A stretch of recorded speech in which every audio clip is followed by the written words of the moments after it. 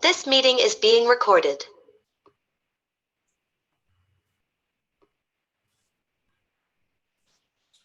Good afternoon. Good evening. Just going to ask everyone to mute themselves, please. Good afternoon, everyone. Welcome to Arlington Branch NAACP February 2022 General Membership Meeting. My name is Julius and I am President of Arlington Branch. Those of you that registered for this event should have about 45 minutes ago received all documents.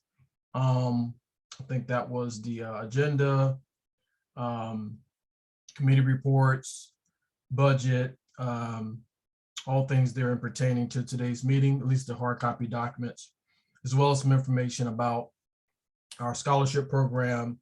And we need everyone who's joined us tonight to follow us on YouTube. That's coming from our communications chair. So if you haven't done that yet, please join us on YouTube. I think that was put in the email.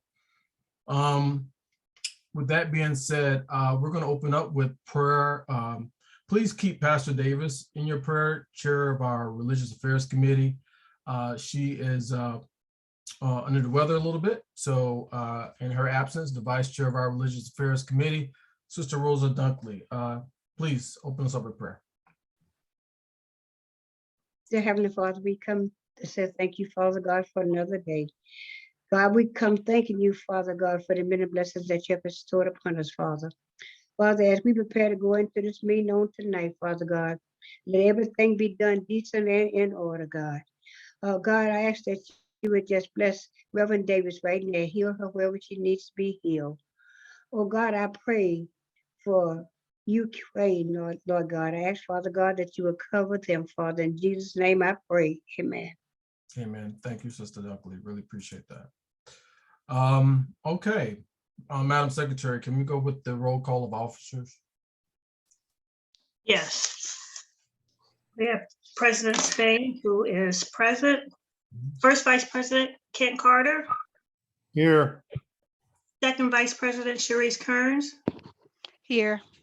Third Vice President Michael Heminger. Treasurer Roy Austin. Here. Assistant Treasurer Adriana Spain. Present. I'm Secretary Wanda Younger, present. Assistant Secretary Laurel Langhorn. Here. Executive Committee at Large Karen Nightingale. Executive Committee at Large James Younger. Present. Executive Committee at Large Simone Walker. At Large Member Carolyn Kane. Present.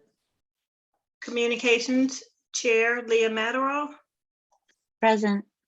Criminal Justice Heather Kelly. Present. Economic Development and Labor Megan Brew. Present. Economic Development and Labor Maya Jones. Environmental and Climate Justice Gabrielle Cantor. Present. Environmental and Climate Justice Kenyatta Clements.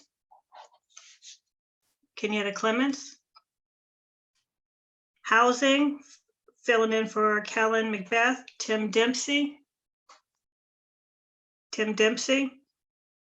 Legal Redress, Brendan Meehan.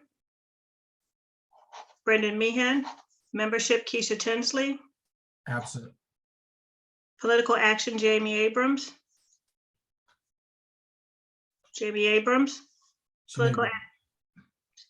Political Action, Megan Reasor. Present. Religious Affairs, Miss Dunkley, who is present. Scholarship, Adore Williams. Scholarship, Jill DeWitt. And Special Events, Marvin Nels. That concludes the roll call. All right, thank you, Madam Secretary, for the roll call. We will go right into our financial report, which will be given by our Treasurer, Roy. Do we have the documents up for the presentation, Madam Secretary? I may have them. Give me let me see here.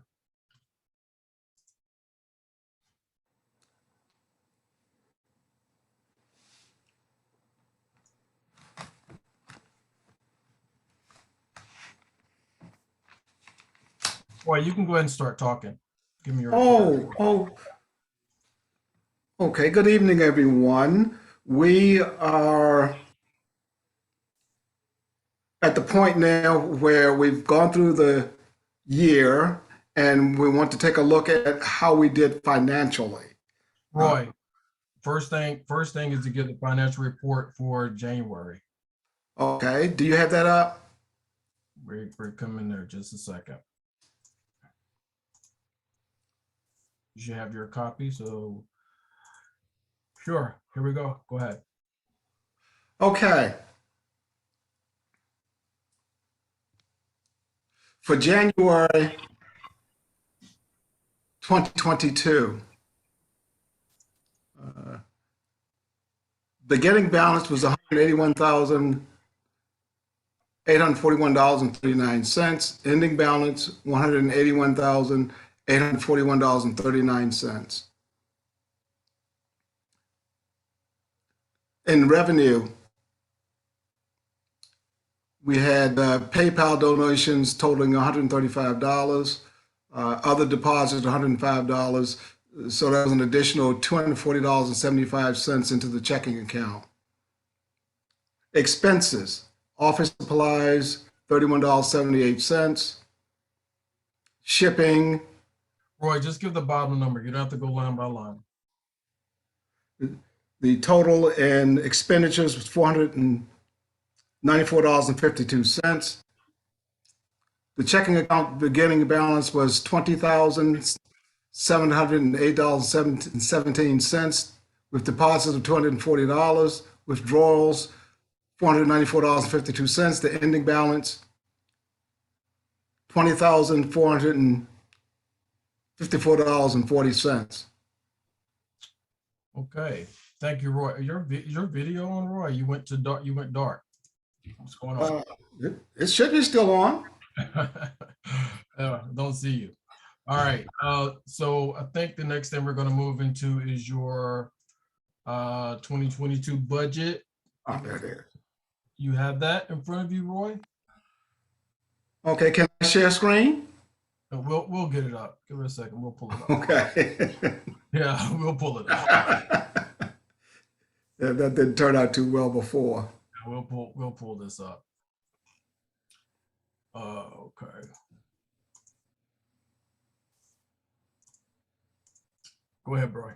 So this is what you presented, the breakdown, and then I think the next page was the budget. So go ahead. Okay. Can you enlarge that? My eyes are not good. You have your copy, Roy. So go ahead. I think let me see here. Can I go a little bit? I think I can. Yeah, give me a second.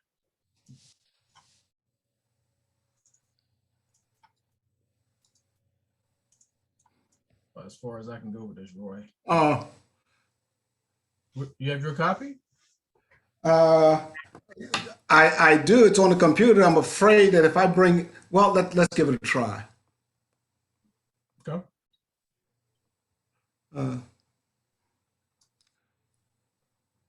Okay. If you'll take a look at the monthly expense breakdown for 2021, you'll notice that we have a monthly accounting of where the money was spent. I'm still having difficulty seeing. I'll just get a hard copy. There we go. Roy, let me help you out. So for everyone who's here, the way the budget has been, this is the 2021 monthly expense breakdown. This report has been presented to the executive committee. The executive committee reviewed it, approved the budget basically for 2022 last week. But this is a breakdown. Like I said, everyone who's registered for this meeting, all members should have received a copy of this. You don't have to go in all the details on this, Roy. What you most need to focus on is your proposed 2022 budget. Okay, well, can we come down to that budget? Yep, there you go. Okay. Again, looking at what we actually did in 2021 and what we proposed for 2022. The differences, the reds are an indication of an under budget, that we did not budget enough. So again, in each of those categories, we upped the expenses to fit what we actually spent in 2021, which would be a total budget of $35,825. And you can see the various categories and where the money would be spent. Also, we have a category dealing with the donations that we expect to receive, and for an anticipated budget. And again, you can see what it actually was from last year and what we anticipate to receive this year. Total anticipated income is $24,473. And also where we expect contributions for scholarships to come from. Amazon, we'll still be spending at least $50,000 from them. Although this past year we received no funds from Amazon, and we received a total of $48,000 from the Britain Foundation. We expect to receive at least $30,000 from Britain again this year.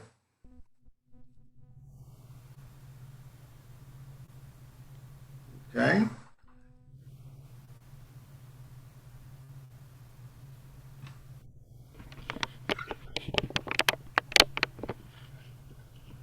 Julius, you're muted. Yeah, thank you. So Roy, the way this works, budgets are submitted to the executive committee. From the executive committee, they go to the general membership. So we're going to launch a poll here. If you have any questions about the budget, you should contact the treasurer or any of us as members, and we can go over it in more detail. So right now, what we're going to do is launch a poll for this budget. You can approve, disapprove, or abstain. Again, this budget was approved unanimously by the members who attended the executive committee last week. So the poll is now launched.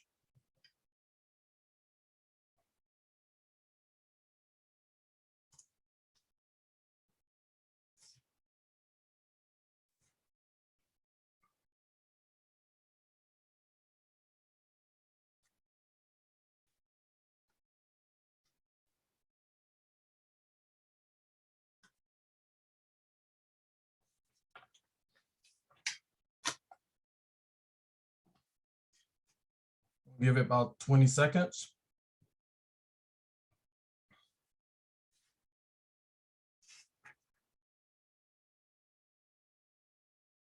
Again, if you have any questions about the budget, because this is your money, all members, please feel free to reach out to the treasurer directly, contact the secretary of the treasurer, and they can speak with you pointedly about any expenditures or line items in the budget, which all of you who attended this, we're on the call right now, should have received. Okay, we're going to end the poll.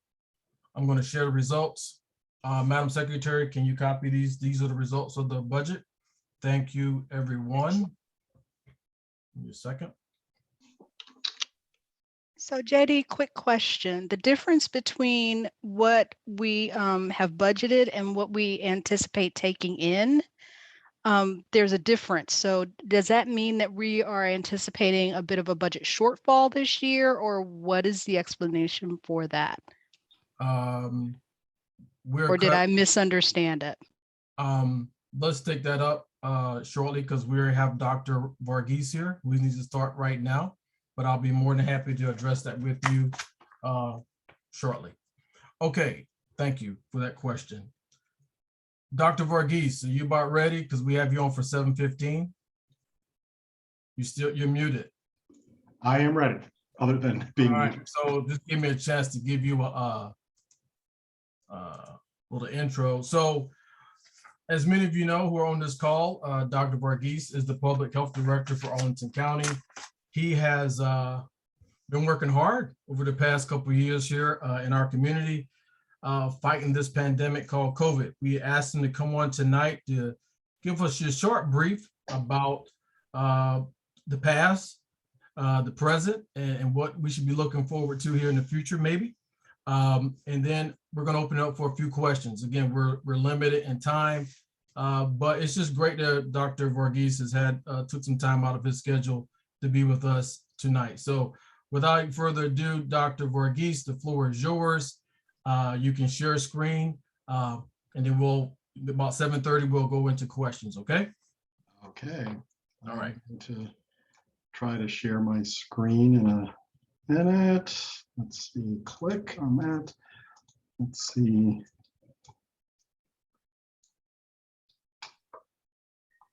Are you seeing a slide, I'm hoping? I'm seeing Dr. Reuben Varghese has started sharing, but nothing has come up yet. That's interesting.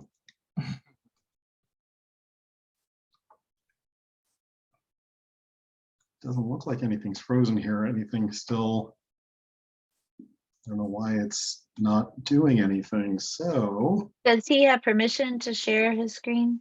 Yes, he does. Okay, thank you. Everyone, try it again, Dr. Varghese. Just go out and come back in. that's what I'm trying to do, and something seems frozen. I'm hearing you all, but I can't open this up. So I may have to. Send it to me. Send it to me real quick, Dr. Varghese, and you can go ahead and just do your brief, some opening, and we'll get this slide up. No, Send me the file. hang on. That's my concern. I'm okay. I think something just unlocked. So There you go. hopefully. There we go. Okay. All right.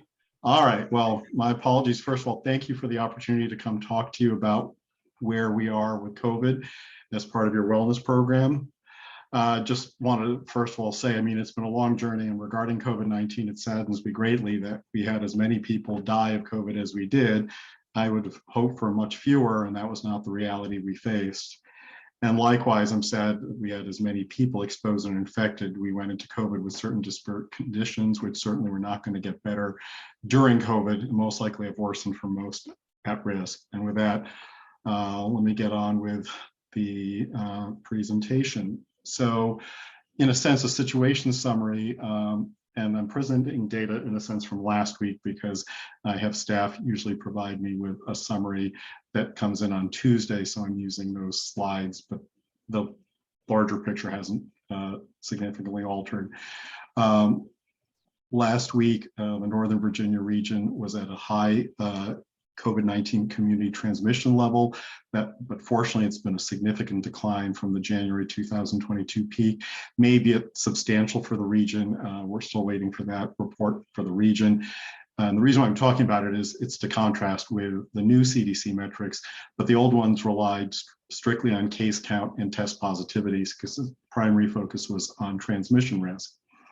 The new CDC metrics that came out on Friday show that Northern Virginia is at low COVID-19 community impact levels because it's looking at the impact of COVID on the community. And what I mean by that is while it looks at the cases, either whether it's equal to 200 cases or more or less than 200, they're also now factoring in the ability for the healthcare system to adapt to those cases, and are they able to respond to it?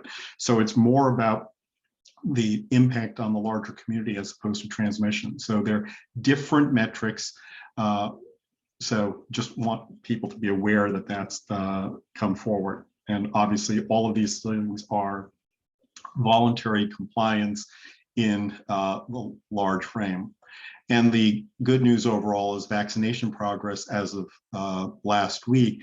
86.6% of Arlington residents 5 and older have had at least one dose of vaccine. So that's a good thing. And those 5 to 11 were now at 64% with at least one dose of vaccine, which if it's not the highest in Virginia is one of the highest. And we continue to work with the school system to improve that result. Just so that I should probably put it on the this feature, sorry. So this is just so that people can see what the new metrics from CDC are like. Obviously, there's an area for those fewer than 200 cases, and in the past 7 days for those 200 or more. But the indicators for each are the same. The number of new COVID-19 admissions per 100,000 and the percent of staff inpatient beds occupied by COVID-19 patients, the 7-day average. And it gives a low, medium, or high level. We are in the low green area as Northern Virginia when they came out last week. So that is a good thing from a community impact area, just so that you're aware of that. And then the guidance on CDC tells what people should do, what they would recommend everyone do, depending on which level it is. If you're in the green area, stay up to date with your vaccines and get tested if you have symptoms. What do you do when you're in the medium area, and what do you do in the high area? So just want to make sure people are aware of that, because when these things change, it can be confusing. This is what the recommendations are to the general public, and obviously people have to still decide for their organizations. We're officially waiting for the Virginia Department of Health to weigh in on where these things are, but I thought it was important for you, your membership, to see what it is.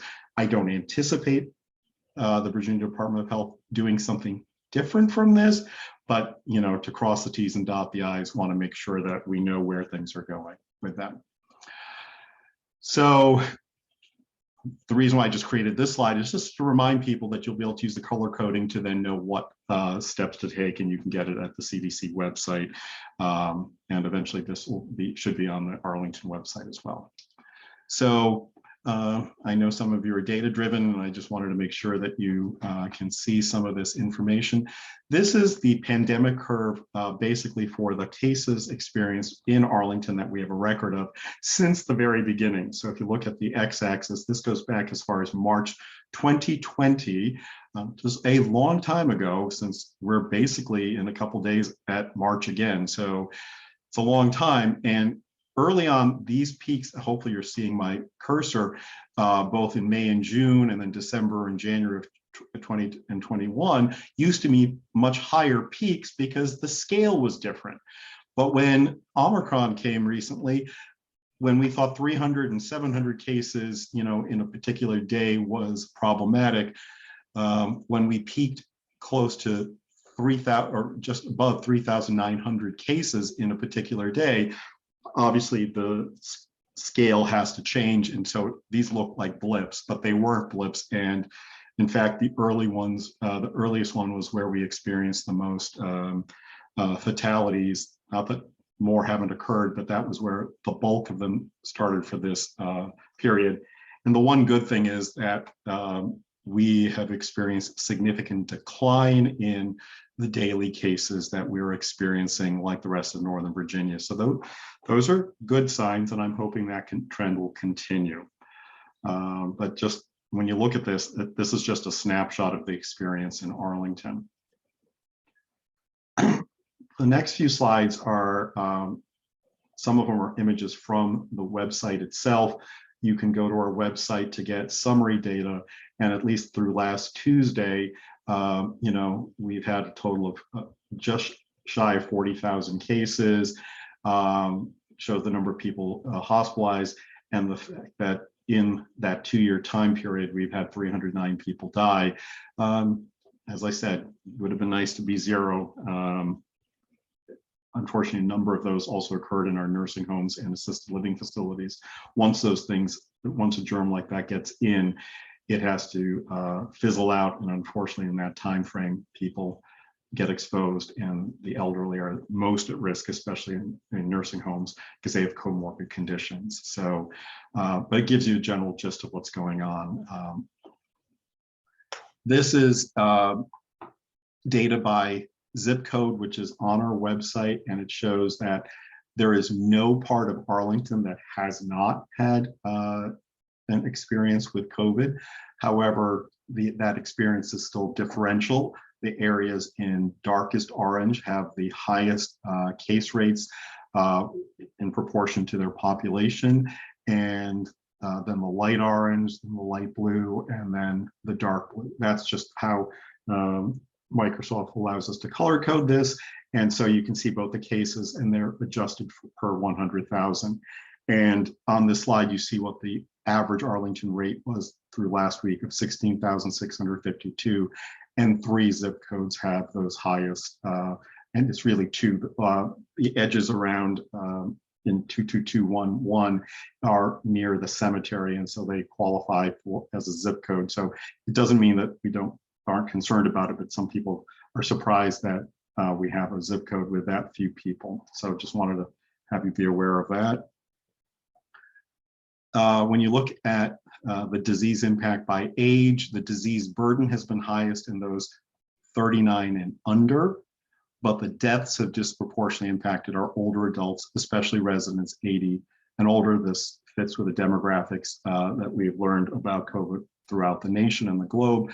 That as you increase in age, your risk of COVID complications grows with age.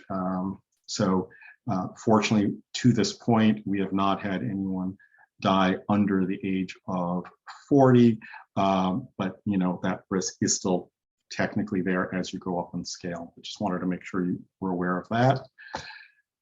So with population, looking at it by race, ethnicity, let me orient you to this rather busy slide. I wanted to make sure that you could see things all on one screen. So my apologies for all of this data here. The first column shows the population by race, ethnicity, the percentages in the population for Arlington. That's just the overall. The middle column shows the COVID-19 cases by race, ethnicity that we have been able to collect from the reports that have come in from doctors' offices and the laboratories. And finally, you'll see the graphic you'll see again, but it's residents with at least 1 dose of COVID-19 vaccine listed by race, ethnicity.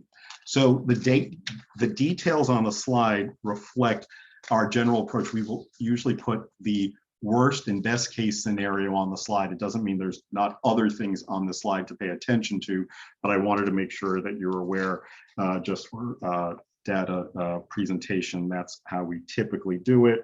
So and just reading this directly because I think there's an impact, while almost 16% of our residents report being Hispanic or Latino, they represent 20% of the COVID-19 cases and represent 16% of those with at least 1 dose of COVID-19 vaccine. And so that's just put that in relationship with each other.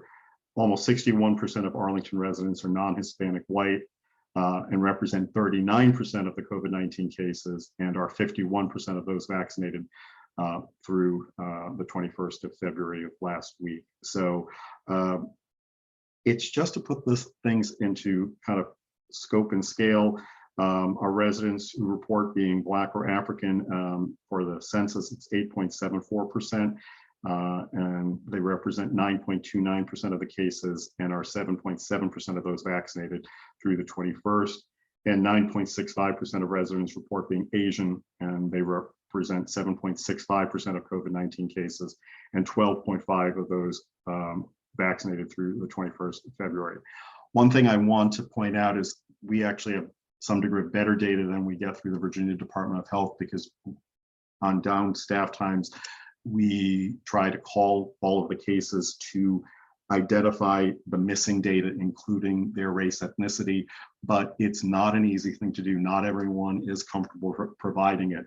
Actually, we saw a decrease in people cooperating after we put the race, ethnicity, or the like the zip code data on the website, because people started going, are we being targeted or being said that certain areas aren't unsafe? So there are pros and cons to collecting data and sharing data. So just wanted to point out that was something we've known about, and it just came to light even further in the last 2 years of COVID.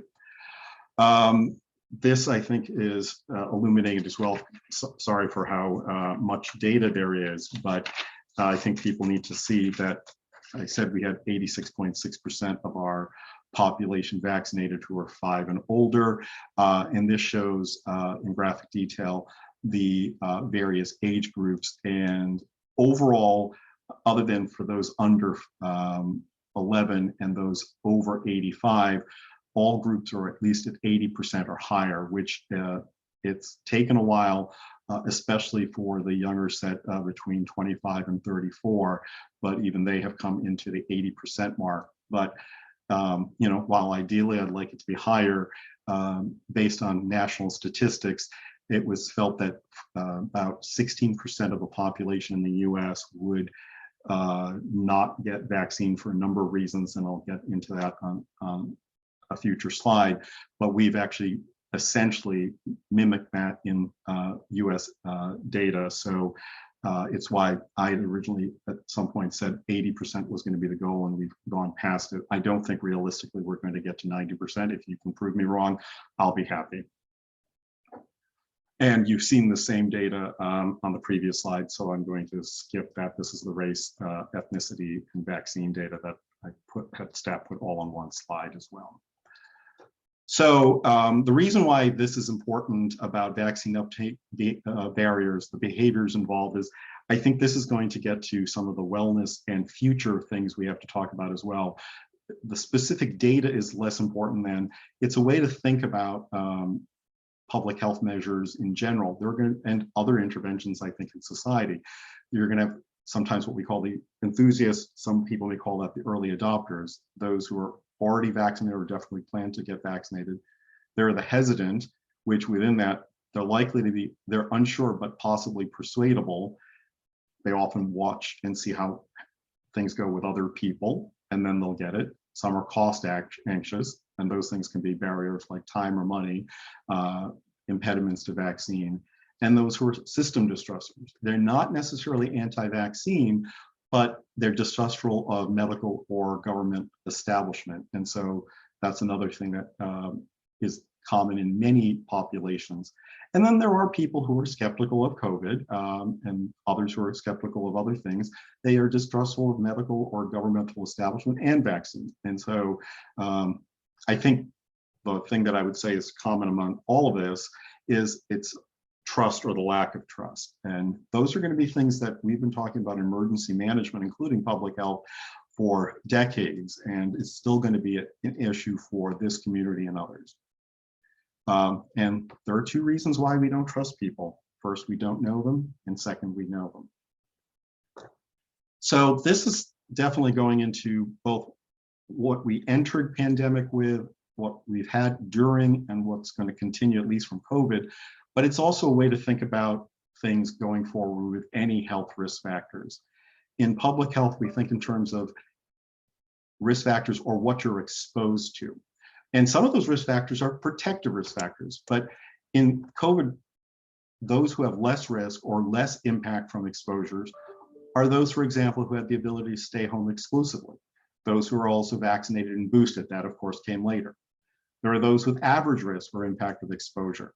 They don't live in congregate care settings. They're not considered essential workers. They're able to maintain 6-foot distances to perform activities of daily living. A fancy term for, you know, in nursing homes and assisted living facilities, why people go there is they may need help with eating and drinking, they may need help with dressing, or they may need help with toileting, or all three. And that means they need other people to help them, which means they have to get within 6 feet of them to do that. So it's hard to maintain distances. It's also some workplaces, there are people who can't maintain 6-foot distances at work. And that was true at the beginning of these things before interventions were put in. And then there are those who have even extra risk of exposure. As mentioned, congregate care settings, essential workers, those who cannot maintain 6-foot distances to perform their ADLs or work, or the unvaccinated. And complication risk is in many ways about past exposures, the cumulative risk. So you can look at it this way: you have less risk or less impact of complications if you have, for some reason, an extraordinarily healthy immune system. It's theoretical. There's the vaccinated and the boosted. Average risk would be those without chronic medical conditions and those in lower age groups.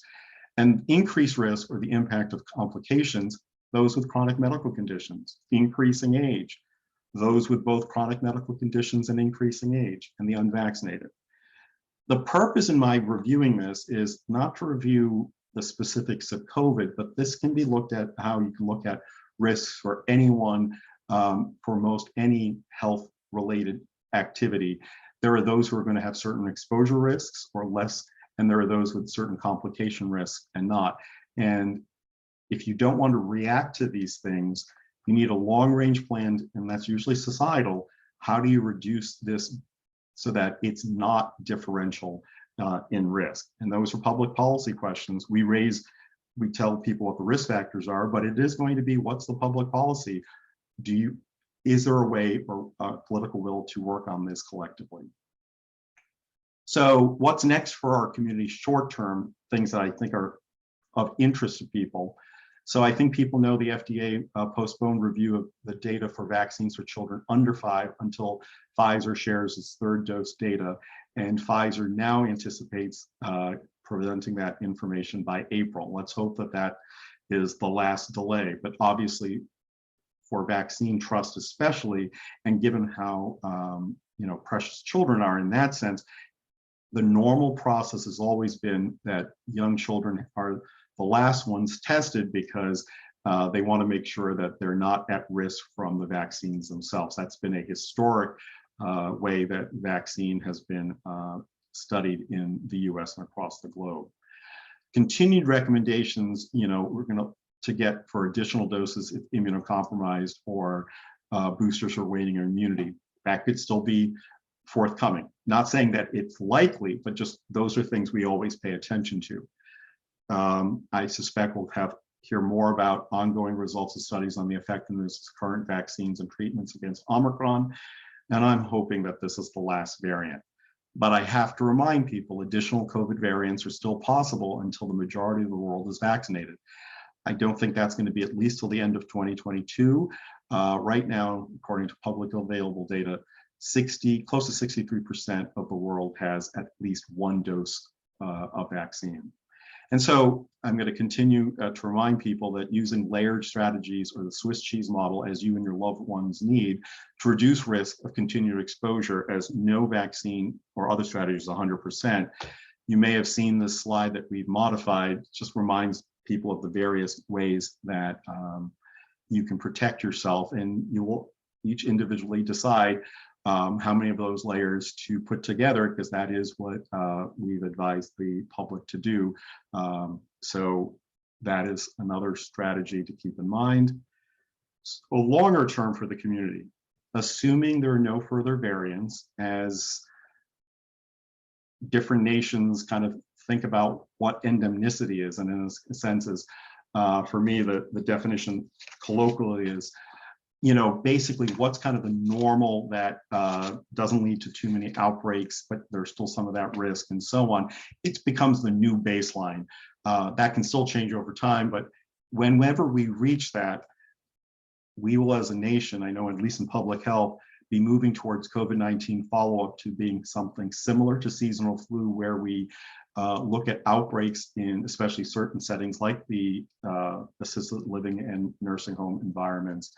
We would then be looking at surveillance through physician and hospital providers, assuming that we don't have as much testing going on, but there's no plan that I'm aware of for testing to go away anytime soon. At some point in the longer term, and I can't tell you when, it's going to be important for all communities, including this one, to review the pandemic emergency preparedness and response plans. I never thought I'd say that I'd lived through 2 pandemics. In H1N1, because it was flu, schools and community centers were part of our response plans. COVID upended a lot of that across the nation. Schools are the most plentiful common governmental owned buildings in the system, and have typically been part of all plans to be able to do vaccination especially. And given the characteristics of COVID and the spacing needed, we absolutely understood we couldn't use the schools for those activities except perhaps after hours. And so that's why we've had to rely on community centers that were large enough to be able to do the things that we did. And so just how we build that into the planning and realize, wow, we don't have as much space as we thought we did. Information access, how people access information. There are different ways that people do it, and it's always going to be a lag. The county, I think, was able to eventually respond, but was it as quickly as necessary? I suspect not. In fact, I know it would have been nice to have it up and running the minute it was necessary, and I think there was a little delay all over. The last area that I really want to focus on is kind of like more theoretical, but it's going to be what all of us in this community and across the nation have been struggling with, and it's going to be something that decision makers, those who have to resolve when values clash. Are we interested in equity? There's going to be a running debate between those who have the philosophy of equality of opportunity versus equality of outcome. I think that's been a debate. That's going to be an ongoing debate. Another thing that I've known for years, but I think more of the community has known, is now recognizing we all have varying risk tolerances. Likely that that's happening in people's own families. And then when you go across families, how do you put together something that makes sense for groups of people that have different risk tolerances? And finally, in a sense related to the many reasons for vaccine hesitancy, what do you do about trust? Because there's also different levels of trust across population groups, individuals, and how are we going to get, I'm not talking big P kind of political parties, but how do you get agreement on that small P scale of political agreement on how to do things? That is something that decision makers for organizations are going to have to do, just like family households had to do it for themselves. It's just that when you have to do it with each other, that's harder, and people haven't thought about that. So I'm going to stop there, and happy to answer questions. All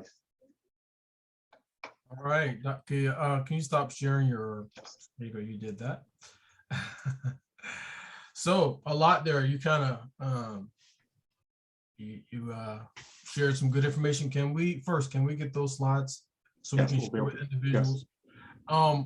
So I'm going to share a screen with you, Dr. Varghese, just so you can, you'll see, and definitely we won't be able to get around to this tonight, but ask that you, when we send this over to you, we ask questions, people who are going to attend, well, ask them they have questions for you. And we got about 12 questions that came in from individuals that registered. We're not going to go through all these tonight, right?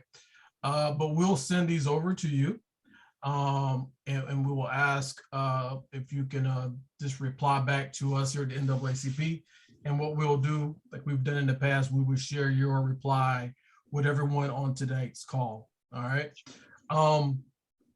So I felt bad I didn't introduce my colleague Robert Sharp, who's the assistant division director, and he's on here as well, just so that we can he can help me get these things answered and so on, either in real time or afterwards. So all right, so it's on you, Robert. That's what we're sharing, is on you. He'll be the one hounding me for the reviewing the answers, so before we send it out. So all right, there's a couple of questions. There's a lot of thank yous for the presentation. So what I'm going to do here is, so we have Jennifer Apter. She put a question in the chat. So we're going to try to get a couple of them out of the way. Jen, if you don't, and Katie sort of looked like she just raised her hand, but Jen, we'll go to you next, Katie. Jen, go ahead and come off, unmute yourself and ask your question. And I can let me try to turn my video on too.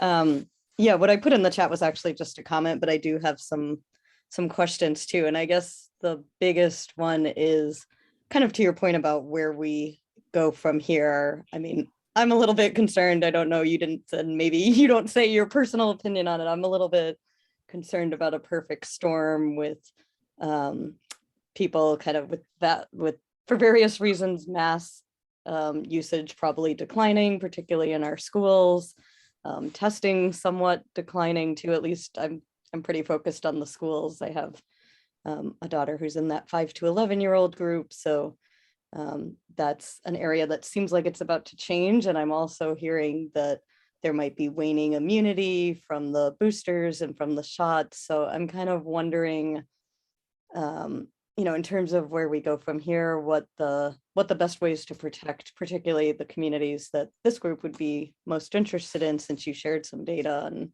it's not equal across various zip codes. It doesn't seem like, it seems like there's greater risk for certain communities. So I'm particularly interested in how we continue to protect these protect our communities, big and small, as risks might be increasing, actually. Thanks, Jen. So Yeah. if you could do that in about 2 minutes. All right, easy question. Easy question. I think anticipating some of that is some of the comments I meant about long-term and short-term. This community is no different than every other community. There are differences in risk tolerance, values, et cetera, et cetera, et cetera. And that is going to have to be a political process, which as a general rule, public health, as we're practicing, we just give recommendations about how to reduce X. There is an assumption that, you put that into the context of what are the other risks, because I think people have forgotten that, germs are an important part of health, but that's also been true entirely even before COVID, okay? And there are important things about gathering as well. So people have got to be able to figure out collectively, how do you have that group risk tolerance? I think the reason why CDC has shifted to what it's recommending right now is there are more options for people to protect themselves. Still not going to be an easy thing to do, but there are more of those options. But it doesn't suddenly mean that these discussions don't happen. And it's going to be organizational leaders, willing to sit with anyone to say, here are your options. But I think people are going, but you're supposed to tell us what to do. And I've said, if you ask your doctor to tell you what blood pressure medication or treatment or exercise to do, they shouldn't be making that decision. I mean, unless you're unconscious and unable to do that for yourself. It's going to be, what is it that you're most comfortable with? Now, that's hard enough for an individual. Can you imagine trying to do that when you're doing it for other people? So I don't begrudge when I speak to County Manager Mark Schwartz, it's like, you have to decide what you think is the collective okay thing to do, knowing not everyone's going to be happy at all. But do you have those discussions? I try to remind people, I did it with my church tradition at the national level. They wanted to know about the Episcopal Convention. I said, no, I can't make the decision for you. But what is it that will be most healthy in all of the spectrums of health collectively? Because we can't maximize everything and get 100%. Yeah. That's just not possible. So if that helps, that's the context. So I would continue to have those things and make sure that you're also doing what you can to maximize your own situation, because there are things that can be done in various settings. So. Thank you, Dr. Varghese. We're going to go to Katie, then we'll do one more, I think, Sangeeta. Thank you. Good to see you, Jen. Hi, thank you. So my 5-year-old is in preschool here in Arlington. His preschool has never given him a mask break other than eating or taking a very short nap. He wears it all day outside from 8:30 to 5:30 at night, never getting a break. He cries about it. He thought he didn't have any friends for the first few months of school. He thought his teachers hated him because he can't see those facial expressions. I was very hopeful that when the CDC guidance came out on Friday, and then the VDOE put out other guidance on Friday as well, that preschools would be changing. And it seems that they are still under the impression that until they get some county direction, that they will not be making any changes. And I've long asked for your office to do a town hall for these directors so that they can ask questions, because they are very misinformed. They have, for example, my son also cannot share toys with his classmates. They have to each have their own toys. They are disinfecting the gyms and the playgrounds after each class because they believe that that is required.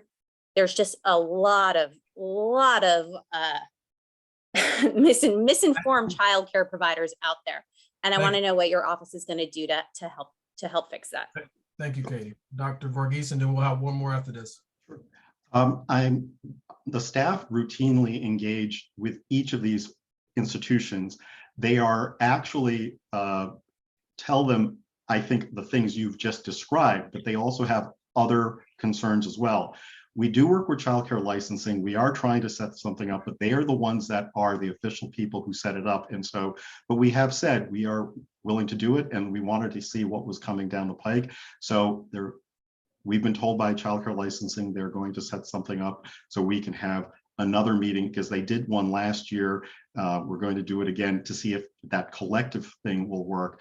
But we have actually been working with childcare facilities routinely as they ask questions. Staff talk to them about this. This is not just limited to the childcare settings. When we've done it with adult centers as well, it's amazing what people interpret. People were saying we can't have visitation for more than 15 minutes because of the CDC guidance. We said, no, we never said that. If you're trying to reduce your risk and you don't want that, you can say that. That's not the spirit of what's going on. But there are people on both sides of this. So it's in the works, but I can't tell you when it specifically is. I don't know if Robert, if you have anything else. Thank you, Dr. Varghese. Our last question. Yes, hi, Dr. Varghese. I apologize if this was mentioned before. I did have to step away in the middle of your presentation. But are the home test results being reported in the daily, in the data? It's an excellent question. Most home test results are not reported, and that's actually not surprising. As we shift, I think there are people hoping that all of that's reported, but that's not the case. That doesn't mean we can't get good trend data over time. It's what we do even with flu surveillance. We don't get most flu results, but over time, when you look at it, you can see seasonal changes and make predictions based on that. So that's likely where we're going. And then I think the move towards including hospital capacity is also good, but there's going to be tension for folks. There are those individuals who are going to be upset that it's not 100% transmission based. But that goes to the risk tolerance. And then there are others who are going to go, but if we've got the capacity to have people in the hospitals, I can accept that risk. And those are two different systems of risk tolerance. And that's where all I can really recommend is whatever groups you're part of, whether it's a childcare center, nursing home, or your pods in schools and so on, or you do with parents, talk freely about what you're comfortable with and not, so that you can actually then get what your needs met within the rules of that organization. Family pods are easier, I think, than collective settings like schools, but this is the process that we have. So I hope that helps, but it's definitely not 100% of those home test results are coming to us. Thank you. Thank you, Dr. Varghese. Reuben, there's a number of questions that were in the chat. One thing about what we do at NAACP, we're going to gather all those questions. We're going to send them to you, Reuben, yep. And we'll be looking for you and Robert's reply to us so we can share it again with everyone on this call. This month, as we close out, is Black Health and Wellness Month as well. So we really appreciate you coming out at our February meeting here and sharing your time with us. And we really appreciate it. We know it's a lot of work to do. Way ahead for us is we'll see. But again, thank you, and we'll stay in contact. All right. Thank you. All right. Let's go on to the agenda, and we were able to go a little bit over because I know we're not going to have our Rose. I know you're on tonight. I don't think we're going to have religious affairs brief, but we're going to go. Megan, are you available to do? We're going to do something new here tonight. It's going to be our business of the month highlight. Are you ready for this, Megan? I am ready for it. Let's do it. All right, I'm done. You go ahead. Where are you at here? Perfect. Yep, I am going to share my screen. So first off, want to give a big shout out to our communications chair, Leah Matterall, who put together this webpage for us. In addition, want to give a shout out to Austin Weehee, who's a committee member for economic development and labor, who made the contact with the Deed of Coffee House and Social House. want to direct you to this web page within the Arlington branch website for our small business spotlight. So first, I will introduce the program. One of the big initiatives that we have been piloting through the Economic Development and Labor Committee is building relationships with small business owners of color. And so what we are doing as we build those relationships is we are going to promote them on the branch website, on our branch social channels, to via email to our membership, and as you see now, just promoting in our general membership meeting each month as well. On the website, you can send questions or nominations to me. So we are always building up our list of small businesses in Arlington that are founded or owned by people of color, so that we have the chance to spotlight them. So for this month, we're spotlighting Adito Coffee and Social House.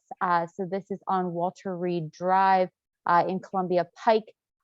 This business has been around for a decade now. Their mission is to provide quality coffee, pastries, and healthy light meals with excellent and always friendly customer service. And I think they do an amazing job at that. This organization has Ethiopian roots. That's where the name Adidas came from. Sophonius is the manager and business partner at Adito. He's worked in the coffee shop and service industry in the DC area for over 10 years. And again, shout out to Austin for building that relationship and connection with Sophonius. So I am going to drop the link to the Adito Coffee House website. It looks like we got some folks in the chat who are big Adito fans. Love that. So again, you will see them featured on our social pages as well. We encourage y'all to drop by, perhaps introduce yourself to Sophonius if he's around. And again, really encourage you to go to businesses that are founded and run by people of color. So again, excited to kick off this spotlight. Huge thank you to Leah for creating a beautiful visual for us here, and Austin for building this relationship. So look out for more in the coming months, folks. That is what I got for right now. Happy to toss it to the next person. No, there will not be a next person, because on the agenda, guess what? You're at the top of the agenda this month. So off to Economic Development and Labor for your committee report. Oh, for my committee report. Amazing. So a couple things that I would call out. So I just mentioned the spotlight that we touched on. I'm also going to pull up on my screen briefly. Give me 1 second. On the other side of our committee, we've got the labor side that's led by Maya Jones. If Maya is on the line, feel free to come off mute, Maya. But otherwise, I just wanted to share that our amazing intern, Sam Scales, has put together a handout that I will share with the group. What Sam had identified in Arlington is that we were seeing a very small number of EEOC claims, and the majority of those claims were denied because the folks who filed the complaint had not gone through the process with their organization. So specifically, we were seeing a lot of these claims come from folks who work for the school system. The school system has their own complaint process, and you need to go through that process before bringing it to a local judge. So with that small representation of EEOC claims, what Sam put together for us is a Know Your Rights handout describing what an EEOC claim is, why you would file a claim, prohibited policies and acts, some examples. And so our intent is to hand out this information to local unions, make it available on our website so that folks have this information on hand. Super grateful to Sam for partnering with us on this work. Sam's got a background in labor rights and had some personal experience with it. So again, really excited that on the labor side of the house, this is what we're able to offer to our community partners and local labor unions, in addition to some of the outreach that we are doing to small business owners of color. That is what I got, President Spain. All right, that's what you have. Great. Thank you for your presentation tonight. And we're going to move on to Rosa. Do you have anything? I know Pastor Davis is not with us. Do you have anything tonight that you need to bring to our attention, the group? Rosa, you're muted. Yeah, just Okay. a couple of things, but I one that, oh Lord, Jesus, I done put it up. You said put it up, I put it up. It's all right. Oh God, I can't find it. So go ahead on. We can come back to you. Go ahead and get your stuff Okay. together. We'll move over to our political action committee. Megan and Jamie, are y'all ready? We're ready. All right. Okay, go ahead. Okay, Megan and I are going to divide our time. I'm going to give a very brief update on the legislative session first. So we're about 2 weeks away from the close of the legislative session. A lot of the work this session has been defensive, trying to protect the work of the Virginia State Conference and the branch in prior sessions, making advances last term in criminal justice, education, and voting rights, particularly trying to defend those bills. So a lot of sort of whack-a-mole politics here, but there is one call to action and one celebration that I'll share at this interim point. First, I want to share a call to action. Ooh, that's a very long hyperlink, but hopefully that works. I am posting in the chat a very long hyperlink to a call to action the Virginia State Conference pushed out yesterday relating to SJ1. SJ1 seeks to make the right to vote an affirmative right in Virginia, and it needs to pass out of the Assembly this session in order to make it on the ballot. So the framing the Virginia State Conference has is let the voters decide. So this is trying to put a constitutional amendment to the voters, giving granting automatic rights, voting rights. So a really important political action item. If you have a moment during or after the meeting to fill it out. If you fill it out, it'll take you directly to your state reps to advocate for that passage. Second, so that's our call to action. Second, want to offer one celebration. So the Assembly has passed the tweak that we needed in Arlington to be able to get independent oversight of our civilian accountability board, our oversight board, and particularly want to highlight how many folks here showed up with the virtual connections. Folks were able to show up and testify and give comments rather in support of this legislation, and it really made a difference. There was a line, I don't know, 10, 15 people long the day I saw of folks here who took the time out of their schedule to make this local tweak needed to be able to get true independent oversight. So a huge note of gratitude to everyone who showed up and a celebration. And in the coming days, we have 2 weeks left of the session, and we need to be particularly vigilant to work in housing, criminal justice, and education. And I just want to give a shout out. Our housing committee and education committee particularly are fighting like hell behind the scenes and publicly to try to write great bills, get great bills passed, defend problematic bills. And so just a huge shout out to everything that is happening. Political action is a collaborative activity. So we've got important bills in housing and criminal justice and education to be vigilant for ongoing alerts. I'm going to put in the chat the Civilian Oversight Board language if you're curious, and Megan will finish our report.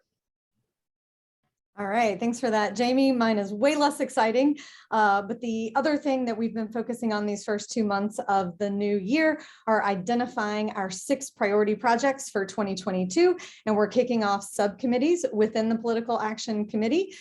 So our first priority is obviously legislative advocacy. So as Jamie just mentioned, we are in progress with that, and it is ongoing at least through the end of the session, and then we do a lot of work behind the scenes between the sessions. One of our other priorities is going to be exploring the possibility of doing a local legislative scorecard on our local Arlington governing bodies. So we've begun the research on that. And also a priority to try to develop a racial equity toolkit. And so we started some research on this, and that would be a resource for our local governing bodies and representatives to have all of their decision-making go through a racial equity lens in the beginning of the decision-making process, not on the back end. So we started some exciting research on that. Voter registration, get out the vote efforts, voter education is a hallmark of the Political Action Committee. So we'll be really kicking those off starting this spring. And then they really get started in the summer, and it's all hands on deck in the fall. We also plan on doing our candidate forums again this year and our candidate questionnaires. So we'll kick off those efforts around the spring or the summer. And so those are our 6 priorities, and we look forward to kicking those off. And that's all we've got, sir. All right. Well, thank you very much for your hard work and your diligent efforts over the past. I know you've been working hard. Everyone has. So thank you for an outstanding report. All right. We're going to move over to environmental and climate justice. Gabrielle?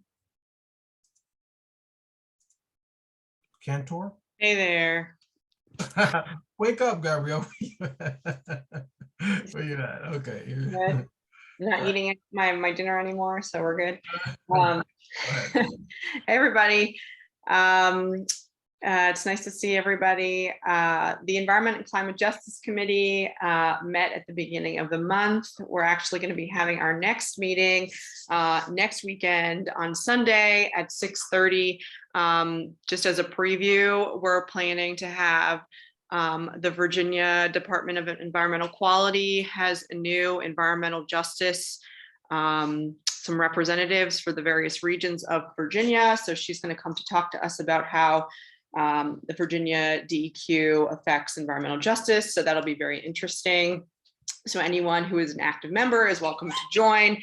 You can either get the email from our general email list, or if you send me a message, I will make sure to include you on the email with the Zoom information for that.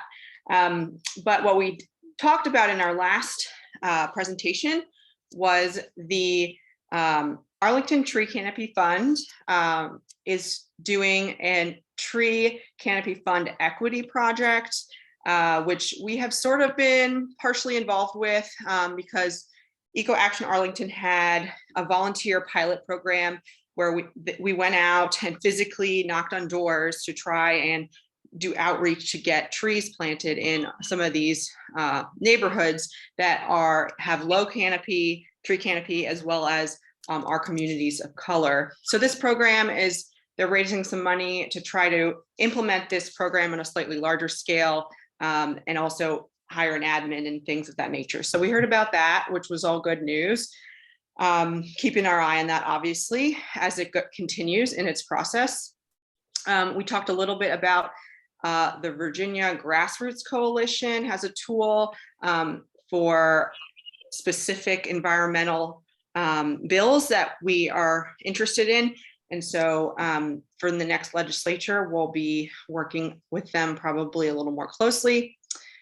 And I think that's about it for the important stuff, but hopefully to hear from you all. And if anyone's interested, we're meeting next Sunday. Yeah, thank you, Gabrielle. And I will say we are looking for additional members. I know many of you are on this call to join our Environmental and Climate Justice Committee. So again, if you are interested in finding out more, please reach out to us. Gabrielle, if you don't mind putting your email in the chat, reach out to our chair and we will get you involved. Thank you, Gabrielle, for an outstanding report. And I think your report is also attached with everyone else's report. All right, Rosa, are you ready? If not, we can go to criminal justice, then come back to you.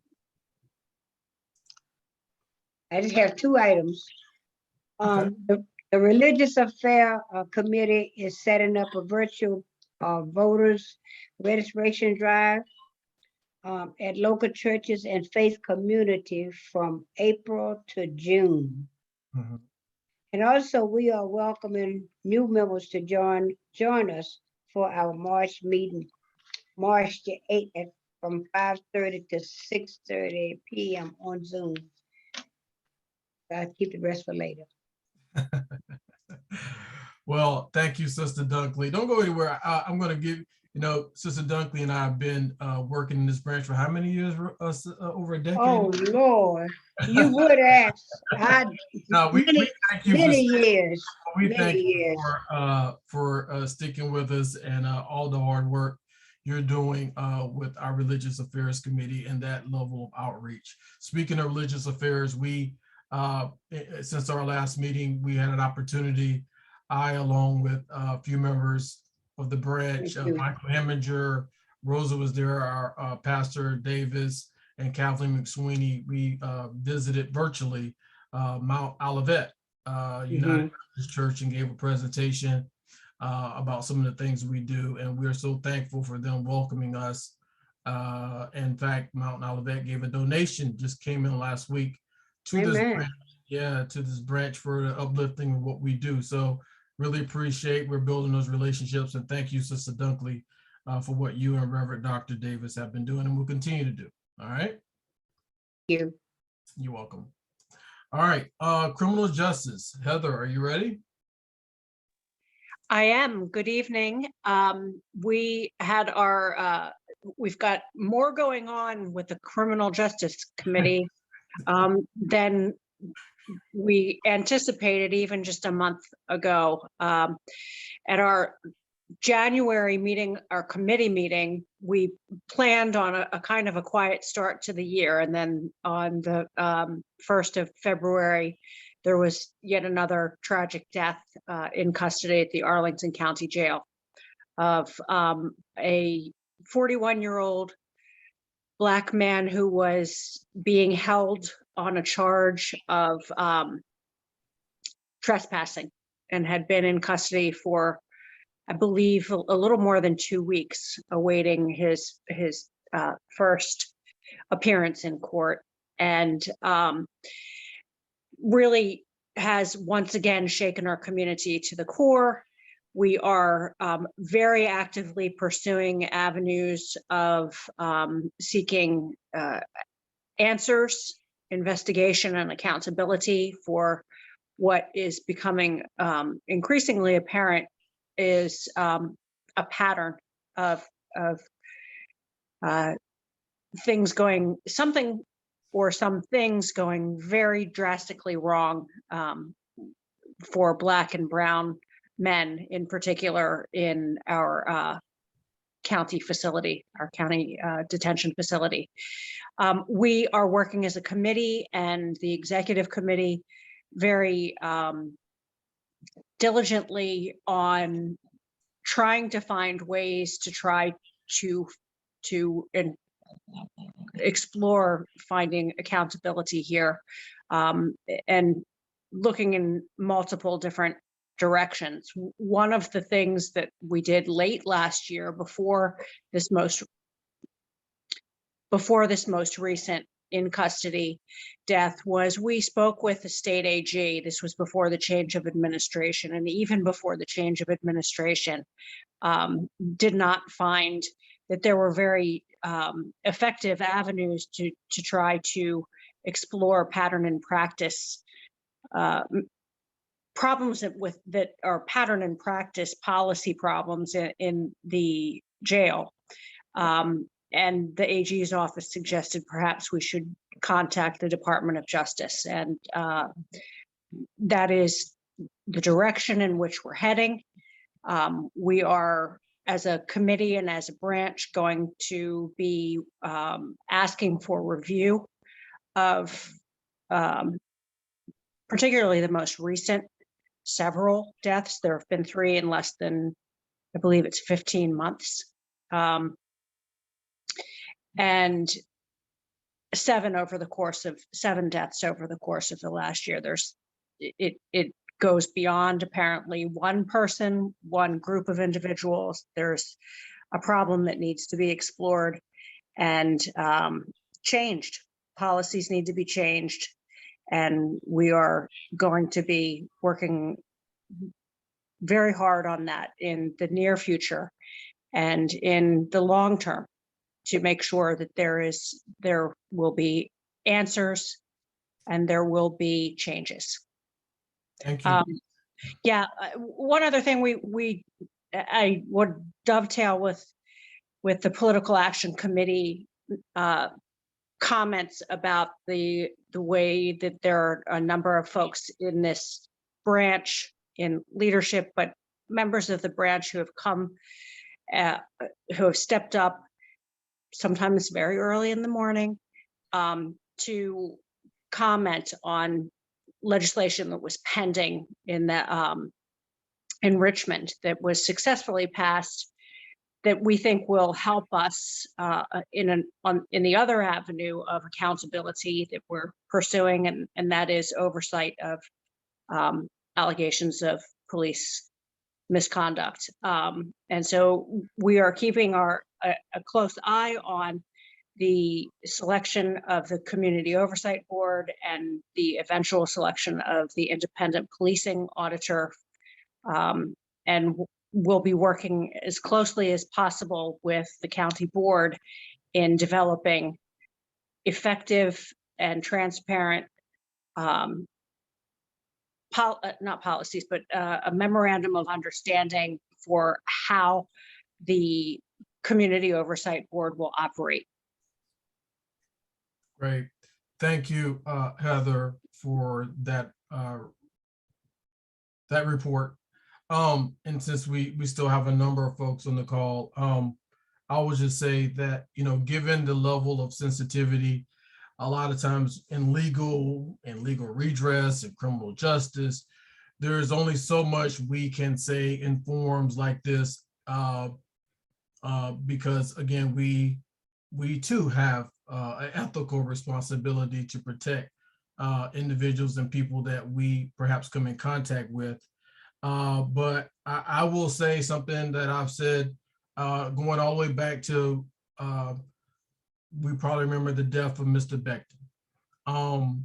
My role as president of the civil rights organization is to push individuals, sometimes agitate, in the direction to whereby justice is served. And it is my duty to leave no stone unturned. And that will be the case. And so in all of these matters, I don't know what happened, what was going on in the NAACP a decade ago, but it's a new day, and we are just honored to have so many stalwart experts in many fields to be a part of our organization and give us wise counsel. You know, I have a lot of conversations with individuals in our government and in our community who many have concerns. Many tell me that, you know, things are just ongoing. I totally understand, but we too, as civil rights activists, have a duty to engage, and that's what we're doing. And we will continue to do that, because for me, and I think for everyone on criminal justice and everyone in leadership at the executive committee, accountability means a lot. And we're not going to sit around and just let people tell us whatever they want to tell us anymore. We're going to push until we find the answers. And it means exactly what CEO President Derek Johnson of the NAACP tells every branch. Our job is to change policy. Our job is no longer to walk up and down the street and hold picket signs. It's to help change and shift policy. That's our job in this volunteer organization where nobody gets paid, right? So we're going to continue to do that. Thank you, Heather, for your leadership. Stay tuned. I would just say that, right? We have more to follow. All right, thank you, Heather. We're going to move on to the next one. I think we're going to be on time. We have scholarship, housing, and then education. Is anyone from scholarship on? I think Adora may have been on travel. Is Jill? Hi. Who is that? It's Leah. Who? Leah, can you hear me? Hey, Leah. Hi. Oh, okay, Leah's here. Hi, Leah. Hello. Yeah, sorry. Adora's busy and Jill's not feeling too well, so I'm here representing. One of our former recipients and now about to be a doctor or something. Go ahead, Leah. The floor is yours. Not yet. Okay, hi everyone. My name is Leah. I'm going to try to make this super brief. The branch officially launched our 2022 scholarship application a couple of weeks ago, and that application will be closing on March 10th. So in preparation for the application review process, the committee is currently looking for branch members to help volunteer with our community read. And so that's basically when the submitted applications are read for the first time, processed, evaluated based on a certain set of criteria, and then they're read again by the scholarship committee, and then finally by the executive committee. So if you are interested in participating in the community read, please send us an email. I will leave the scholarship committee email in the chat. Secondly, we are looking for any branch members who are interested in becoming a mentor for our scholarship recipients. So last year was the inaugural year of this new opportunity within our scholarship program, where we were able to pair new scholarship recipients with branch members who were either alumni of the colleges that the students were attending, or they worked in particular careers or fields of study that the students were interested in. So we are hoping to continue this program for our 2022 recipients. So if you are interested in, getting involved with that, also send us an email. Lastly, in order to strengthen and expand the impact of our scholarship program, we would love if anyone with fundraising experience, grant writing experience, donor relations experience to please share a few tips and pointers with the committee. Join the committee if you would like. You don't need fundraising experience to join. We would appreciate all of the help. But if you do have that fundraising experience, please reach out to us. We would appreciate it, and we would love to have you. So with that, send us an email. I will leave the email in the chat. If you have any questions or concerns for the committee as well, send us an email and we will promptly try to respond to you as soon as possible. So with that, thank you for your time. I'm done. Oh yeah, a little more time. Thank you, Leah, for such hard work and what you've been doing with the scholarship committee. Yeah, to everyone who's still on the call, we're looking for individuals like Leah stated to help out with review of the scholarships this year. And so if you have time on your schedule, please come on, please sign up and help us out along with everything else that was listed. I think in the email that went out earlier this afternoon with the agenda, some information from the scholarship committee was attached. And I believe we may be okay with funding for 2022. I'm about 75% sure. So more to follow with that as relates to our next iteration of future leaders scholarships, along with working with the Britain Foundation. Okay, Kelly Macbeth, I know is at a meeting, another housing meeting, but we have Tim Dempsey with us. Tim, you're on the call. You're going to give our housing update tonight? Yes. All right, sir. All right, yeah, thanks everyone. Yeah, Kellen's at a meeting with the Virginia Poverty Law Center actually to have to discuss legislation for actually the next session. So couldn't be here tonight. He asked me to fill in and just give the update for the housing committee. There's not, I'll try to be brief. There's not a lot to report, but the big thing we did this month was Kellen had organized a fair housing conference where he brought in some speakers, specialists, kind of give an overview of fair housing policies as it pertains to Arlington and Virginia at large. So it's a good mix of kind of history and policy. And I think I believe JD had sent out a link for people who wanted to go and see that. It's definitely very much worth watching if you missed it.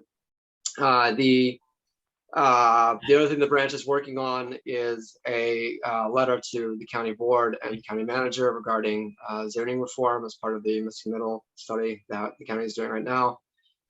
We expect that to be ready to be sent out in March.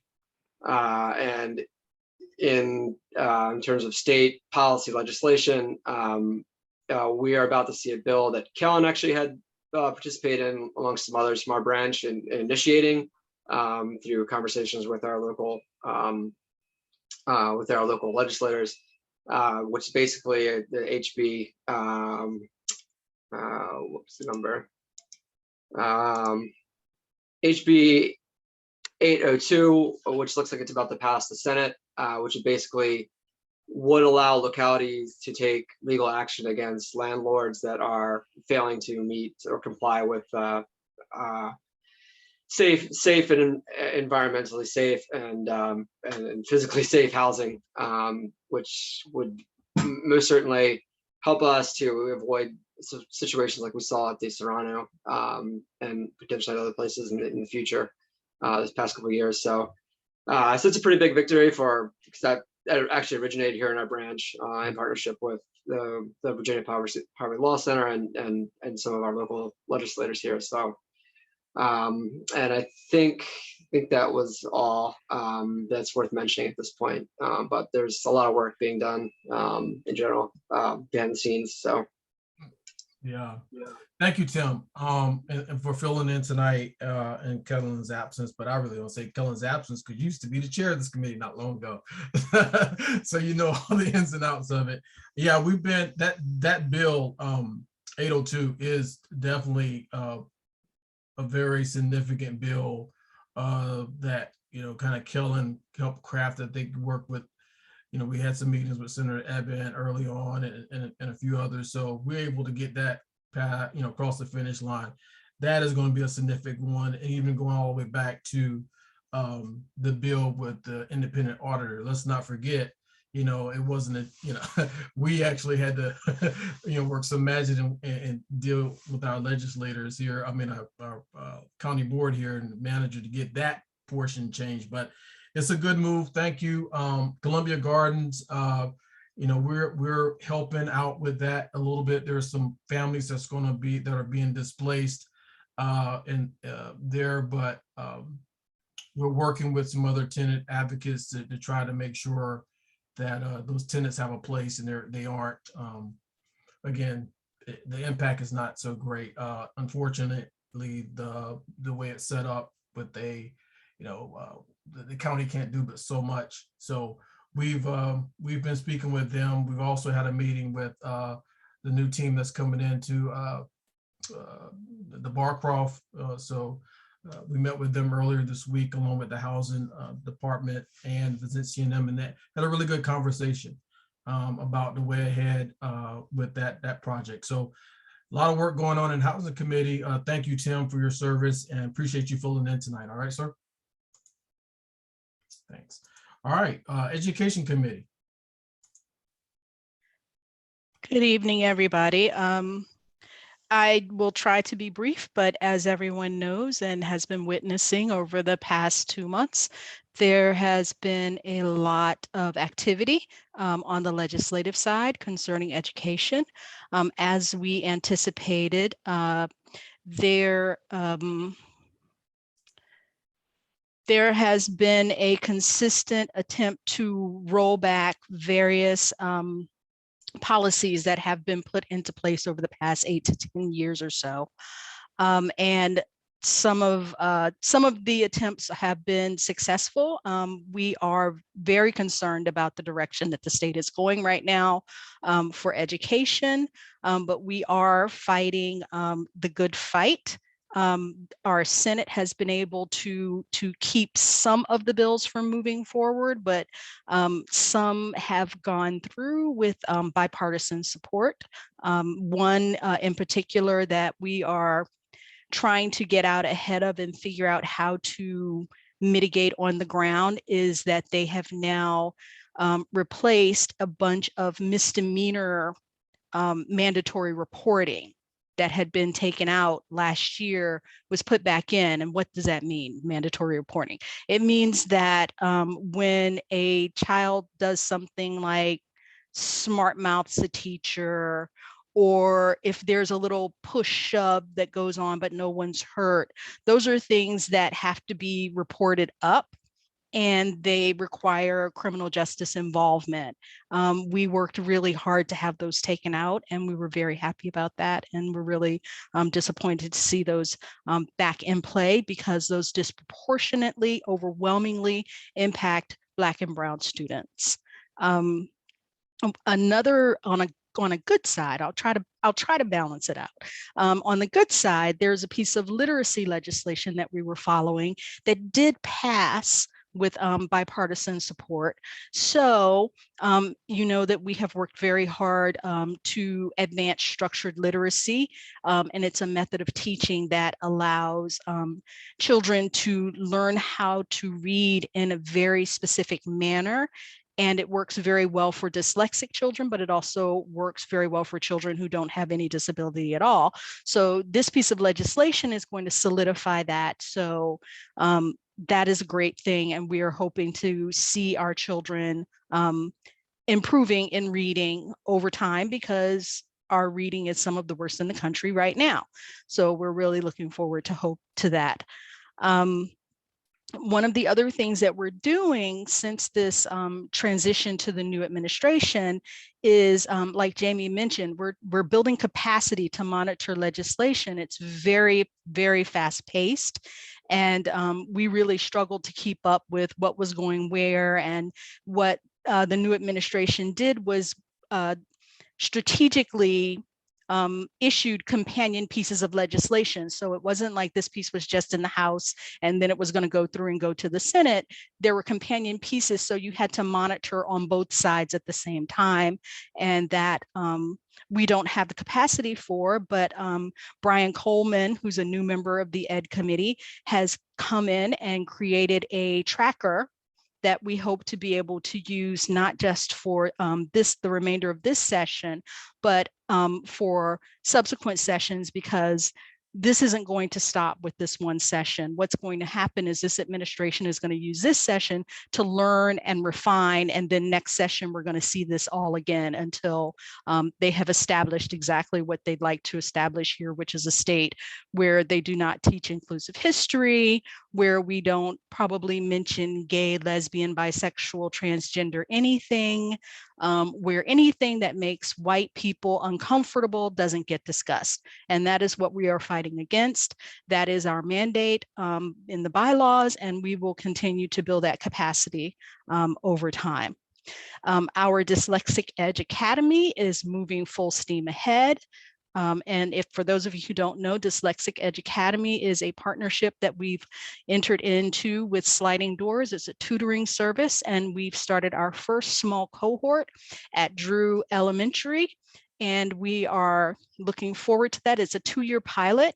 So we're in talks on how to scale that program up and maybe place it in other schools in the county or not in the county. We just want to ensure that struggling readers have access to tutoring, which most parents pay a lot of money to get. And we know that a lot of families don't have that access. So we want to make sure that we are working at the front end of teaching kids to read, so that we don't have to work as hard on the other end, but we're also working on the other end as well. So let's see. One thing that I wanted to mention, and this is kind of important, is there is an opportunity to review the 2022 math curricula as part of the new resource adoption. APS has not done a math resource adoption, I believe, and Marion, keep me honest here, I think it's about a decade since they've done a review of what the math curricula are in the county. So that is going to be on the 16th of March from 1:30 to 6 at Kenmore. So if you are interested in what children are going to be learning in math and how they're going to be learning it, have a look at that. I wanted to give you guys an update on the virtual learning program for those who are following it. As you know, the school board voted to pause, and I know you guys have all seen pause in quotes, because our belief is that it's not a pause, it's a cancel. They are pausing the virtual learning program. Why is this important, you ask? This is important because the families, there are about 600 students in the virtual learning program. They're all disproportionately Black, Brown, and students with disabilities. They needed the program because either the children were immunocompromised and could not be in the building, or there were family members in the home who were immunocompromised, but then the kids couldn't be in the building because it was too much of a risk. So There were a lot of reasons that APS gave for doing this, none that for me passed the sniff test. But they voted to do it. We are going to be having a sit down with them because now I think our responsibility to the families is to ensure that they get what they need in the interim time and that the children are able to learn. It is our understanding that they are going to be moving all of the families into virtual Virginia. And I don't know that this is true, but it is my understanding that if the children move into virtual Virginia, they move off of APS's data sheet for purposes of counting. And these are children who are not performing so well. But I would like to confirm that. But if it is the case that they're playing a little hanky panky with the data to try to get their numbers right, that's a big problem for me. So again, and similar to the Criminal Justice Committee, especially around things like the virtual learning program and the school board endorsement caucus, where we are with the Education Committee is that, we write really great policy papers, we stay on top of the policies, we're engaging at a lot of different areas, but the question for us now that we're, almost 3 years into reinstituting this committee is, what do we do when we get to that end of the road where our advocacy isn't making any impact? So we understand that we're supposed to change policy. What happens when the policy doesn't change and your advocacy is no longer effective? So we're at a point where we have to figure out how far are we willing to go on issues of importance to the branch? How do we go forward? Are we willing to undertake lawsuits?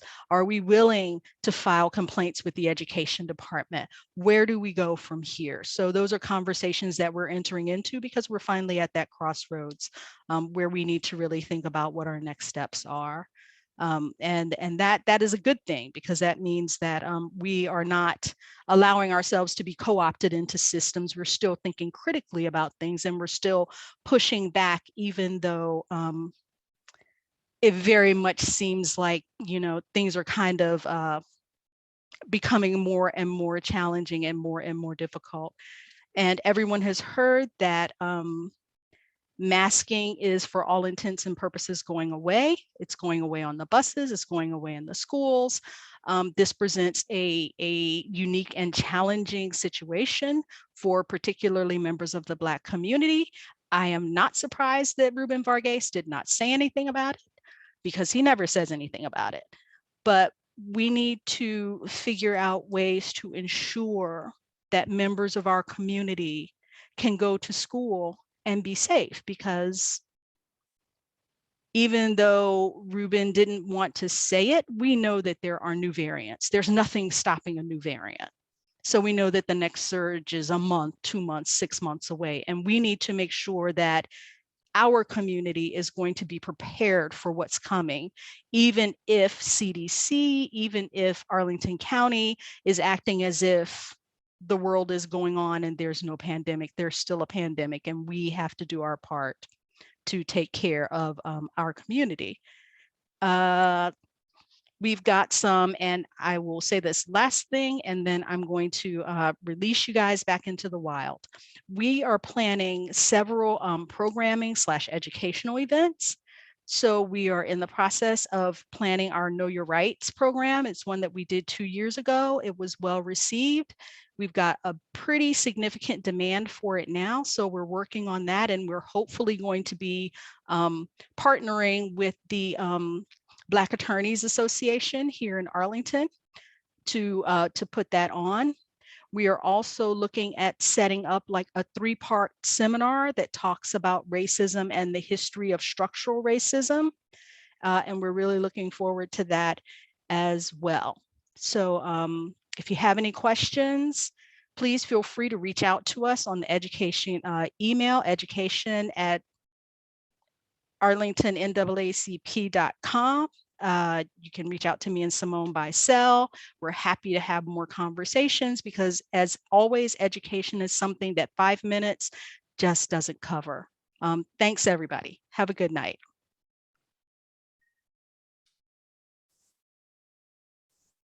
Okay. Thank you for your report, Simone. Really appreciate that. So we're at the end of the meeting. I'm Charisse. Oh, Cherie, excuse me. Yeah, it's late. Cherie, Simone, I told everyone I'm bad with names. I see you, Mary. I've only been knowing her for like 4 years and still get their names messed up. But that concludes our meeting for tonight. It is 8:40. I think we had a lot there. Cherie did make a point there at the end about, time, how much time does it take? It really takes more. Even if you're talking about a presentation from Dr. Varghese, we need to carve out, maybe we'll cut back as we move forward and only do a couple committees a month. I mean, even though there's a requirement to give a report, but there's just so much information, so much going on. And even in an hour and a half, 2 hours, given everything that's going on in our community and all these organizations, there's just not enough time in the day sometimes. So I would encourage you, if you really want to know more about the Education Committee or any of these committees, and you want to get involved, reach out to us. Reach out to us. That way you can do some deep dives into all these areas. Because coming and listening is one thing, but we need soldiers on the battlefield. We need people out here to get busy and do this work. All right. So with that being said, that's all I have for tonight. Thank you for attending. This concludes the meeting. We're now adjourned.